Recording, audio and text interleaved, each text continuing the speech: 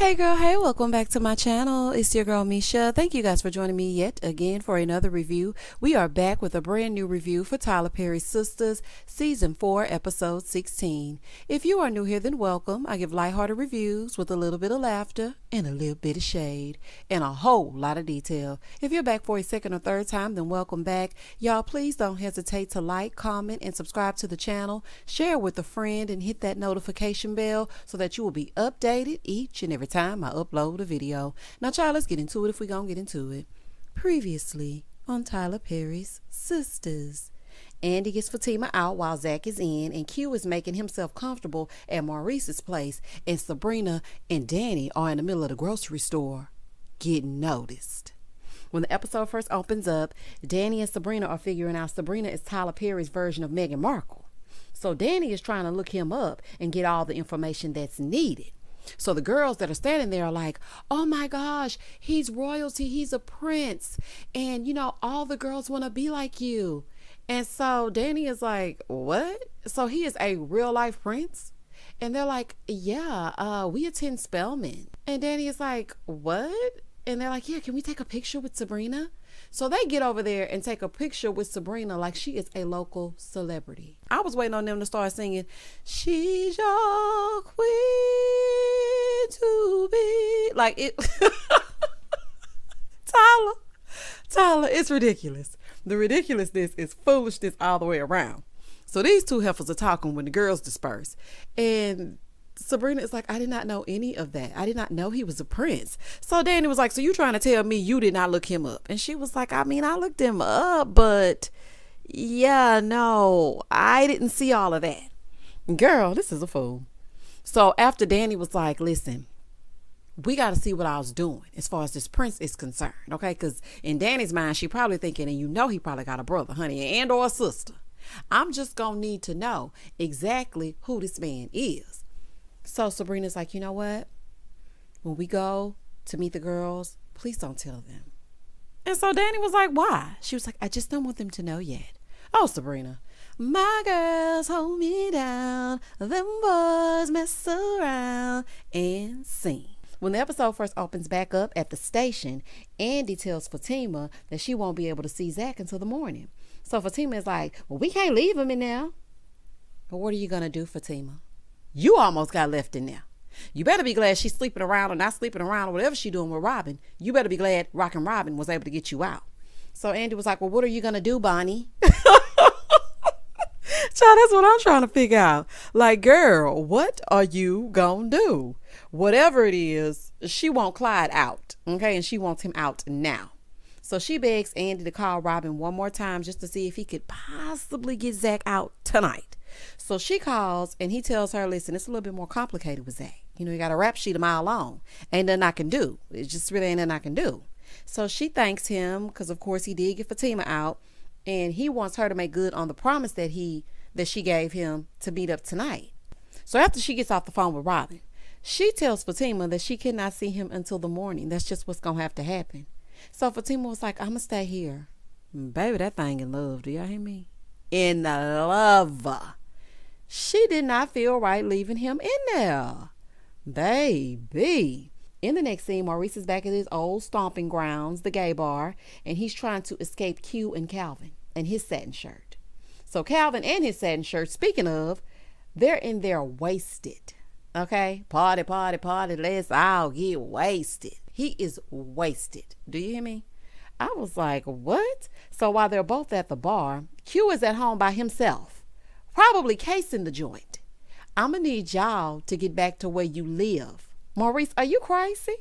So Maurice is like, why are you here? It's a gay club. So Calvin is like, you know what? Love is love. Here go Maurice. You going to get slid up in being drunk up in here. Now they going to get slid up in. Oh, child, I'm done. So Maurice is filling the bartender in on all of the foolishness that's been going on with Q. This is just dumb, Tyler. Q would be outside with his trash bag full of stuff and his toothbrush that he made into a shank in the pen. He would not be in my house. Okay, so therefore and thus and such, this ain't making no sense. Child trying to rob me. Moving forward. In the next scene, Karen is at home smacking on these pickles. Tyler, newsflash, all pregnant women Do not enjoy pickles. Okay, I'm just saying. Child, it's getting so predictable. So Aaron is using Karen as his muse, drawing a picture of Karen, right? And she's asking him, what is it? Because it does not look like her. He was like, it's you when you get older. She's like, oh, I aged pretty bad. He's like, no, look closer. And she's like, what am I looking at? He was like, no, look closer. And she was like, what are you talking about? So she looks at it and she's like, what am I looking at? He said, every line is a word from my heart. So she starts to read it. Baby, let me tell you something. The preacher man really did it for me with these words and this drawing and this everything. Like, he really did it for me. So child, she reading it, right? It was him saying how he knew they were both wounded, but found a way to be there for each other. And the baby was created in confusion, but they will have all the love that they will ever desire. So he finally broke her down, child, broke Karen's walls down.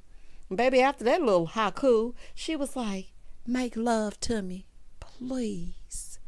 Oh, child. Baby, I'm begging, baby, I'm begging, begging, begging.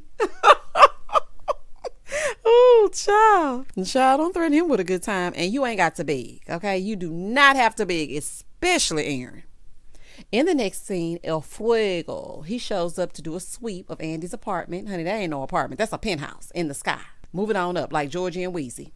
So Andy is telling him how impressed she was. And he was like, what did you think? I was just some dumb stripper. She was like, well, I mean, you were pretty smart in school. I mean, it's just, I don't know. I'm just impressed.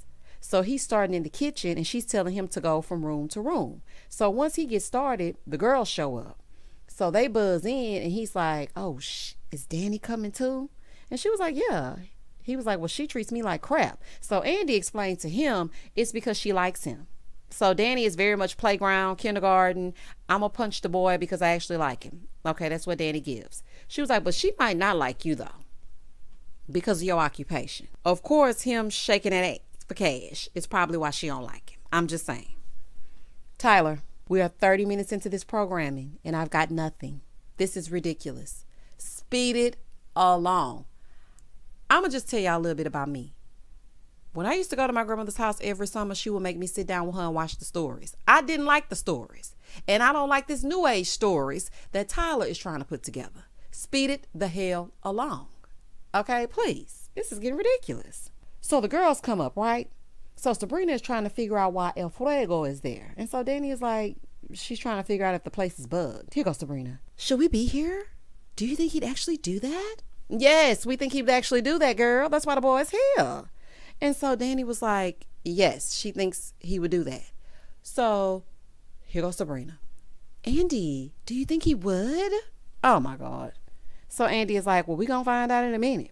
Sabrina, sit down. Standing up looking all stuffy. Sit down in your church dress. Oh my God. Tyler, please tell the wardrobe department to make Sabrina a little bit more relaxed. Put her in some jeans, honey. Put her in a cute top. She the only one ain't changed her clothes. So Sabrina brings up Karen missing. She was like, you know, Karen been missing all day and I've been calling her. She ain't been answering. So Danny tells them that Karen said she was going to get Zach back. So Andy is like, he's happy with Fatima. Like they're in love, like fighting people for each other and everything. So Sabrina goes, well, maybe we should just remind her of all the STDs. Sabrina, I'm going to tell you this. It don't matter what you say to Karen. It doesn't matter what you remind her of. The light bulb has got to go off for herself. Otherwise, she going to continue to run up and behind Zach. No matter how many times she sleep with the preacher man. So Sabrina and Danny want to go to Karen's house because she's been MIA. And baby Karen's over there going up, down on that pogo stick. Baby, she over there going up and down on the parishioner's pole. She does not have time to be playing with y'all, honey. She all right. So El Fuego comes out and tells Andy it's bug free. Okay, I don't see nothing. I don't see no water bugs. I don't see no roaches. I don't see no taps. I don't see nothing. There's nothing in here. So Danny pulls El Fuego to the side to try to apologize to him. And she was like, you know what? You can take me out and I'll explain why I was acting that way. He said, no. I will come to your house and you can cook me a home cooked meal and then you can tell me why you've been behaving that way. Oh, I know that's right, honey. He said, don't let the light skin fool you. This ain't what you want. Moving forward. So Andy calls Robin to tell him that she may not be able to meet up with him because she has to go check on Karen. But of course, Robin does not take no for an answer. So he convinces her that he needs to come over. And she was like, you know what? I want you to come over and spend the night. Let me tell y'all something. My paranoid self would still think that the place was tapped. Child, Gary might have gotten to El Fuego too. Honey, I don't trust nobody. Nobody at all. It's given can't be trusted. In the next scene, Robin goes in to troll Hayden. Baby, this was good to me. So they're talking, right? And Hayden letting his hat down, thinking he's speaking to a co-worker. And Robin is trying to get some info on the slick about what's happening around there. Hayden's so dumb. He telling him things he don't even need to know. He talking about, Fatima was stalking me and everything, man, but now I only date white girls. We really hope they keep you. Caucasian women, please keep Hayden. I'm just saying. So he's telling Robin that Fatima is stalking him. He's like, yeah, she came to my house with a bat. She's stalking me. So he's asking if him and Fatima messed around while they were working there. Because, it's a zero fraternization policy. And Hayden dumb self was like, yeah, we did. You better be glad your office is in London, because you are, messing with Andy, right? He was like, no, I'm not. I'm gay. You're more my speed. When I tell y'all Hayden almost pooped in his underoos, I said, baby, they're going to have to change Hayden's diaper. They're going to have to change Hayden's diaper after this scene, honey. Robin is making him so uncomfortable, and I am here for it. I cannot wait till he finds out Robin owns that firm. Baby, that face going to be cracked. Humpty Dumpty sat on a wall. Do y'all hear me? Moving forward. In the next scene, Fatima finally gets home, gets changed, takes a shower, and she finally gets a call from Zach. So she's like, I'm so sorry, babe. I really am sorry. Like, I should not have went over there after him. I shouldn't have went off. He was like, no, you should have went off. Okay, just like I did. He's like, you rode for me, so I rode for you, and that's how it's going to be. And so she was like, I'm just sorry. Like, I don't want you to be in there. Like, she's so upset, right? And he's telling her to be breezy because everything is going to be okay. Baby, these two are in love. I'm talking about LOVE, love. I want a WWE partner. Like, I want somebody like that. But I'm not about that life, okay? I'm immediately calling the authorities expeditiously. Honey, Hayden would have been in jail. I'm just saying, honey. All kinds of orders, restraining orders, protective orders, any kind of order that I could get, I would get, and Hayden would be locked up. So he wants her to be, more positive. And then his time is up on the phone. So she was like, I love you, babe. He's like, I love you too. I said, oh, they making them a real couple. Okay. See, Sheree, this ain't just prison talk. Okay. Zach ain't giving her pen talk. He really cares about her. Take notes. Moving forward. In the next scene, Calvin comes stumbling in on Q laying on the couch, right? So Calvin is sloshed. Calvin, you didn't drink and drive, did you? Tyler. Okay? You gonna have everybody locked up. Do not have Calvin drinking and driving. Listen to me, y'all. The whole time this scene is going on, I'm thinking, I hope Calvin and Q are not gonna end up doing it and Maurice walk in. But let's continue. So Calvin is spilling his guts to Q about Sabrina, right? He's telling him how Sabrina thinks he's gay, even though he keeps trying to tell her that he is not. Are you sure? Honey, I'm gonna hit you with a Karen. Are you sure? So Q is like, I feel you, Calvin. And Calvin is like, what? How you feel me when you gay? He was like, no, I'm not. I do this for money. Like, I don't want to be with a man. I do that with women too. Like, it's all about the money for me. But what are they paying you? Because you definitely like men, sir. You definitely do. Like, what? Q wanted to know why Sabrina thought that Calvin was gay. And he told her that he asked her to use a vibrator on him. And he was like, well, why would you want penetration if you're not gay? And he was like, have you ever tried it? And Q was like, no, I have a zero entrance policy. Like, you're not about to come up in here, honey. I have a do not enter sign back there. So they talking, right? And Q was getting closer and closer. He was like, well, you should try it. And he was like, no. So then Q leans over to Calvin and he goes, you want me to show you? Now, why on earth did you tell this man that you wanted Sabrina to use a vibrator on you, knowing how Q gets down?